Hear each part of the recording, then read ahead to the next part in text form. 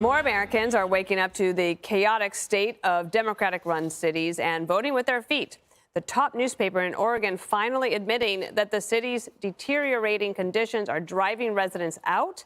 They wrote this: housing unaffordability, homelessness, increasing taxation, drug addiction, crisis, untreated mental illness, gun violence, traffic deaths, and educational mediocrity are changing the calculus for many about where to live, raise a family, or even retire.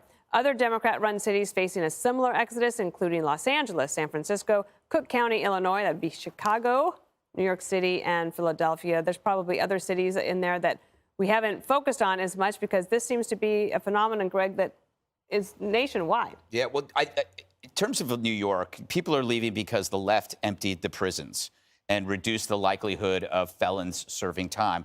So they completed half their equation, which in their altruistic world was to have fewer minorities in jail, but they didn't have the other half of the equation. So now you have freed criminals and unpunished felons, free from the carceral state, but now preying on people in the neighborhoods. They're robbing, they're raping, they're stabbing. So we're the subject of this experiment. And I think people are leaving because they just can't tell who the nice people are anymore.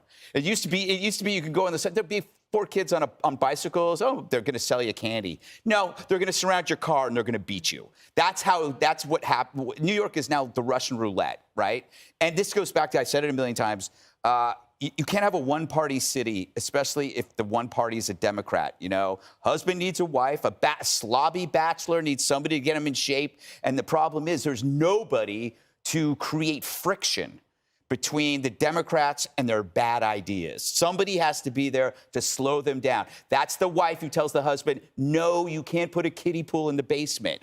You need somebody to stop the crazy ideas, and all the Republicans have left. Yeah. So all you have are the crazy people. And these cities, Geraldo, are a bit in a downward spiral, and it's hard to pull out of it once businesses start to leave, your tax base leaves, and how do you get them back? I think crime is certainly an issue, and these widely publicized. I mean, the thing that's changed a lot is the fact you see it on video so often now.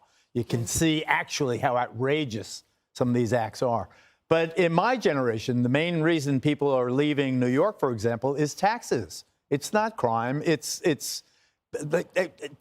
Jesse left. I left at a certain point. They're going to New Jersey. They're going to Pennsylvania. They're going to California. They're going to Connecticut. Other Democrat-run, jurisdictions. They're leaving because of the finances. It's you die in New York. You pay a death tax, a city death tax, a state death tax. You pay the federal death tax. Why stay here? Go to a place like Florida, where there's no income tax.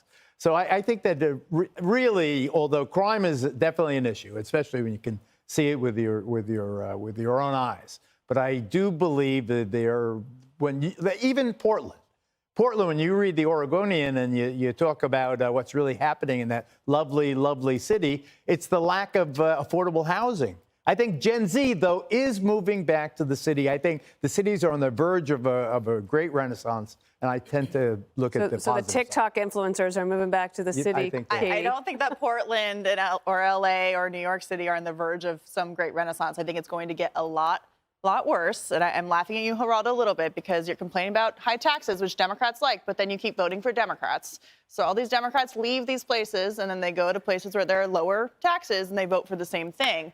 But in terms of what's happening here, the businesses are leaving. All the small businesses are closed. The corporations can afford in some places like Walmart to relocate people, but that's not the case for everybody.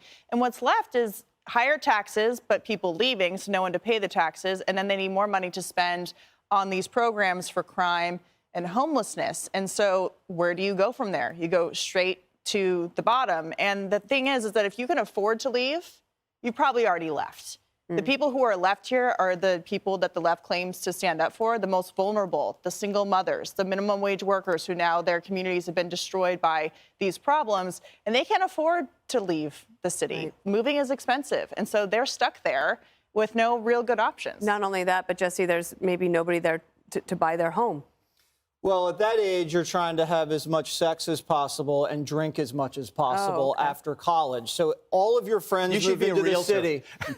You move into the city and you have no self-respect because you'll live in a bucket and pay $900 a month. But you're meeting a lot of women and you're drinking past midnight and you're trying to establish a career. Once you get married and have a family, you move the hell out of there.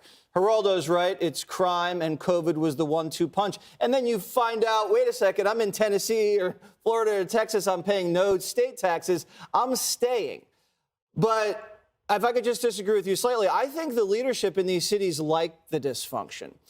Because if they didn't like it, they'd try to clean it up. And they're almost trying to make it worse, because the more dysfunction you have, the more money you can spend on helping people. So then you raise taxes, you spend more money, and you just give it to the power brokers who are in charge of drugs, crime, and homelessness. What do?